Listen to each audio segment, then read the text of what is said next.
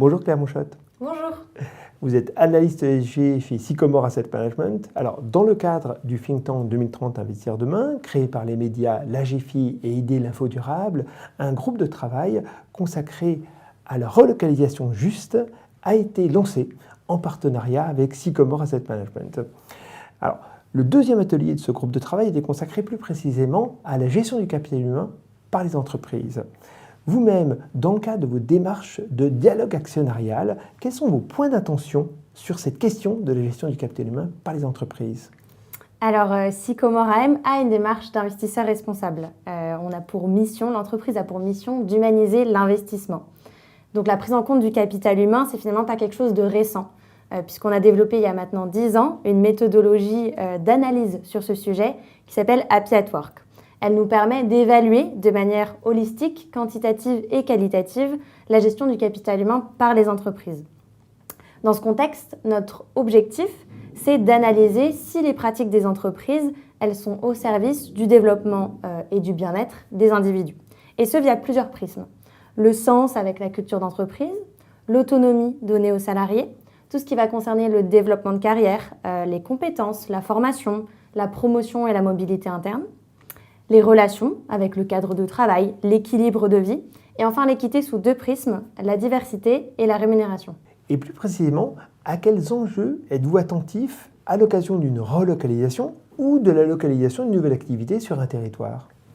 Alors c'est intéressant parce qu'on retrouve en fait des éléments de notre méthodologie Happy at Work lorsqu'on s'intéresse plus précisément à la thématique de la relocalisation. Et j'y répondrai en deux parties, d'abord lorsqu'on quitte un territoire et lorsqu'on arrive sur un autre territoire. Lors du départ d'un territoire, la problématique des relations, elle est très importante, elle est clé. Comment est-ce que cela va être annoncé aux salariés et à leurs représentants? Est-ce qu'il y a des espaces de dialogue qui sont mis en place pour identifier des solutions et des accompagnements pertinents? Un autre volet très important, ce sera celui des compétences. Et par exemple, est-ce qu'il y a une mise en place de mécanismes de reconversion? De manière plus générale, qu'est-ce qui est fait avant de décider de supprimer des emplois? Lorsqu'on arrive sur un territoire, maintenant, pour nous, il y a des facteurs d'attractivité et de rétention clés. La culture d'entreprise, son engagement sociétal et peut-être un travail à faire parfois sur l'image du secteur ou encore de certains métiers lorsque ça semble pertinent. Ce qui est important aussi, c'est de proposer une rémunération compétitive, de permettre de la flexibilité, des bonnes conditions de travail et enfin d'avoir un regard tout particulier sur les plans de formation et par exemple l'apprentissage et l'alternance. Alors, la pénurie de compétences, elle peut être un frein important au développement des entreprises cotées européennes. À ce sujet, quels sont vos constats et quelles sont vos attentes vis-à-vis des entreprises?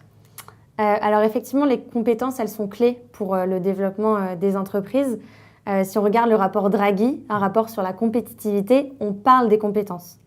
En moyenne, c'est une entreprise européenne sur deux qui considère que justement la pénurie de ces compétences, c'est un des défis les plus urgents à résoudre. Et lorsqu'on n'a pas les compétences appropriées au sein de notre main-d'œuvre, ça peut peser sur notre rendement ou notre capacité d'investissement. Chez Sycomore, dans le contexte évoqué précédemment, on a la conviction que la formation des salariés, elle est cruciale pour assurer une transition efficace vers les nouvelles organisations du travail. L'enjeu, ça va être de former les salariés aux nouveaux besoins des secteurs.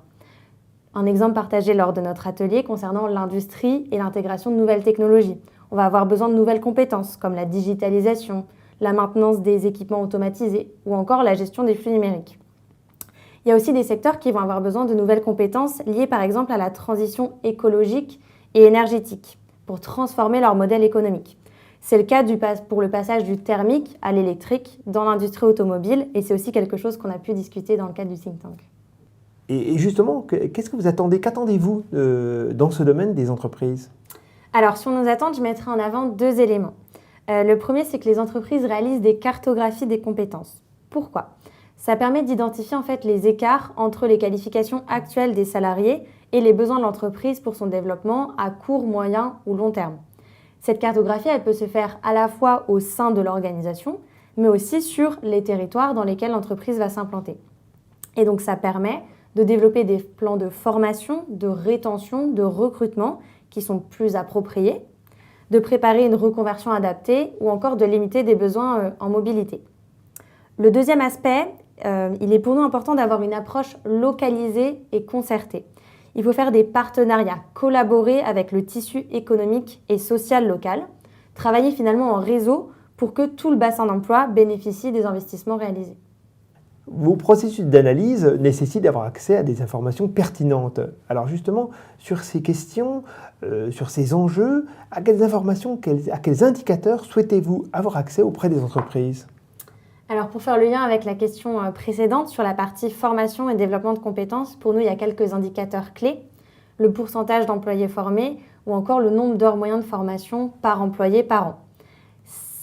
Ce qui est idéal, c'est lorsque ces informations quantitatives, elles sont complétées par des éléments qualitatifs qui nous permettent de distinguer ce qui relève de formation obligatoire, de conformité, par rapport à des formations plus professionnalisantes, que ce soit pour un poste en particulier ou pour un développement de carrière de manière plus large. Un autre élément important, ce sera tout ce qui tourne autour de la mobilité et de la promotion interne. Enfin, pour terminer, des éléments clés selon nous concernant la rétention. On attend d'avoir des éléments sur l'écoute et la satisfaction des employés, au moyen d'enquêtes internes régulières par exemple, et la présence d'actionnariat salarié ou d'autres mécanismes de partage de la valeur qui permettent d'associer les employés au projet. Très bien. Merci Claire Mouchotte pour ces réflexions sur la gestion du capital humain par les entreprises dans le cadre du Think Tank 2030 Investir demain. Merci.